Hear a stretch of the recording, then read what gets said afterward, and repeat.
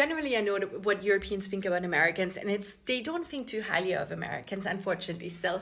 With that being said, we were in a funicular train the other day where we're going on a little adventure. So we're riding in the train. There was a group of Americans. They were very lovely, very sweet. However, there was also then a sort of like a group of local Swiss people from a different part of, probably not that like local Swiss part, but from a different part of like the German speaking part of Switzerland getting into the train. I could tell because I understood what they were saying, what they were talking about. It was sort of like as part of like a bachelor thing.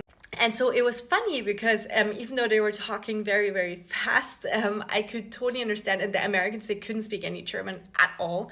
And we were even helping them like sort of get their tickets before. So we kind of had already like a conversation going. But anyways, I could tell, and it was really hard to focus as well, how the local Swiss people were kind of a little bit making fun of the Americans, like pretty much that they cannot they cannot speak any German at all, they cannot speak the local language any at all, and they're just like, they're so kind of like loud and whatever. So it's interesting because it's so funny to me because even though I grew up and I was born and grew up in Vienna, Austria, some stereotypes of Americans haven't changed. And it's interesting because after having lived also in America for over 16 years, and obviously my husband is American, it's a little bit sad to me as well because there is some of the kindest people that I've met. They're also Americans.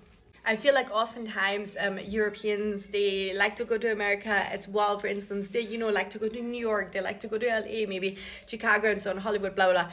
I'm just naming the major cities, but that's usually the case, right? Or they're doing like some sort of road trip to see the Yellowstone National Park or whatever. But then that's it, right? So I'm not sure where I'm going with this. Yeah, I don't know. Sometimes I wonder if it's a blessing or a curse if you can speak the local language, because obviously the Swiss group, they were not aware that some of us were not really Americans and we could understand German, and my husband can understand German and speaks German as well.